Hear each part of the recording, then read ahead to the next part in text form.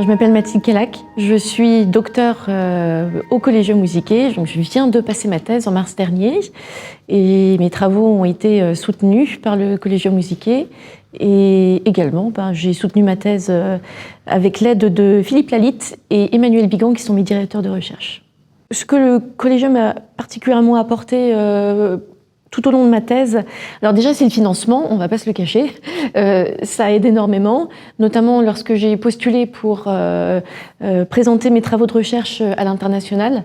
Donc on m'a financé des trajets à Varsovie, à Helsinki, à Berlin, voilà, donc ça c'était déjà une très grande opportunité. Également, j'avais vraiment cette sensation d'être très considérée, prise au sérieux, ce qui est particulièrement... c'est important qu'on se sente vraiment soutenu par le Collegium Musicae. Alors en plus de ce soutien du Collegium, je me suis retrouvée en fait, non pas avec des collègues qui étaient qu'en musicologie, mais avec des collègues qui faisaient énormément de travaux qui pouvaient à la base sembler différents, et on finissait toujours par se retrouver sur quelque chose de commun, une notion commune, une théorie commune. Et donc j'ai notamment pu, avec deux collègues, faire une première journée d'études et ensuite une autre collègue, une deuxième journée d'études à l'IRCAM. Donc c'est comme ça en tout cas que j'ai vécu cette interdisciplinarité. Ça apprend à devoir s'ouvrir, mais c'est absolument essentiel quand on apprend à parler ce langage de l'interdisciplinarité. L'interdisciplinarité, c'est sportif parce que ça signifie qu'on doit considérer plusieurs domaines. Ça signifie également qu'on doit les maîtriser, qu'on doit se former un tout petit peu plus, qu'on doit jongler encore plus. Donc l'interdisciplinarité signifie particulièrement d'être conscient du challenge que ça suppose. Ça a totalement ressurgi sur ma thèse parce que j'ai dû, dans mon travail de rédaction, mettre en valeur tous les différents champs interdisciplinaires. Sinon, on ne pouvait pas comprendre l'objectif final de mon travail de recherche. Un souvenir qui m'a beaucoup touchée, alors personnellement, voilà, c'est que j'ai appris pendant ma première année de thèse, au mois d'avril, que j'allais avoir un bébé, un troisième enfant. Et en fait, il s'est trouvé que je me sentais super mal à l'aise avec ce fait-là. Et j'ai été super soutenue. En fait, j'ai trouvé que c'était dramatique parce que c'était pas du tout attendu. Et j'ai été vachement soutenue par, à l'époque, c'était Benoît Fabre et Agnès Puissilieu. Et j'ai fait vraiment cette expérience que j'avais pas fait pour mes autres grossesses, c'était d'avoir un travail, d'être soutenue, de vivre ma maternité, ma grossesse. Et en plus, il y a une fois, effectivement, j'ai eu un shooting photo. J'avais cousu ma robe parce que je fais aussi parfois un peu mes vêtements.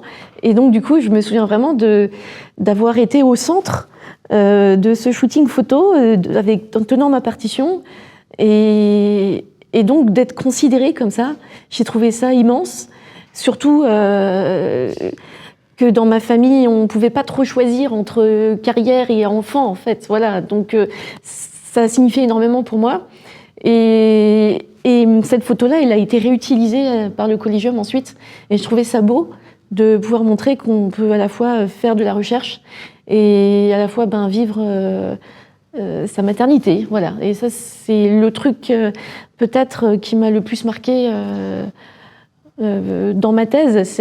J'ai l'impression d'avoir été accueillie et acceptée entièrement. Voilà. Et ça, je peux pas assez remercier le Collegium pour ça. Pour permettre le partage et soutenir le lien d'interdisciplinarité entre les chercheurs et surtout entre tous les doctorants et postdoctorants, il faudrait, à mon sens, surtout un lieu de partage. Peut-être un bureau, en fait un petit centre névralgique comme ça, peut-être avec des permanences pour que parfois le chercheur en plein dans les conflits d'interdisciplinarité dans sa bibliographie puisse aller se poser et voir d'autres camarades qui ont à peu près les mêmes problèmes. Donc peut-être un espace de parole. C'est la première chose qui me vient comme ça en tête. Et puis, c'est vrai que c'est une question assez difficile parce qu'en plus, il y a des doctorants, on n'habite pas tous au même endroit. Donc, la question du lieu, elle se pose vraiment, surtout dans les sciences humaines, où on n'a pas vraiment besoin de laboratoire. Mais on l'avait évoqué, en fait, déjà il y a 2 ans, cet espace, ce lieu-là, quoi. Donc ça, c'est quelque chose qui me semblerait relativement concret et possible. Et après, on peut aussi aller dans le petit team building total, un petit séjour pour s'éclater un coup et pour renforcer un peu l'unité aussi. Voilà, parce que de toute façon, quand on s'amuse, on parle aussi finalement de nos travaux de recherche, donc que ce soit à Disneyland ou à Royaumont. Enfin, je rigole pas trop, mais si, d'une certaine façon. Renforcer ce lien. Pour 2026, je crois qu'il serait très intéressant que le Collegium songe à ouvrir une revue scientifique pour permettre à ses doctorants de publier facilement.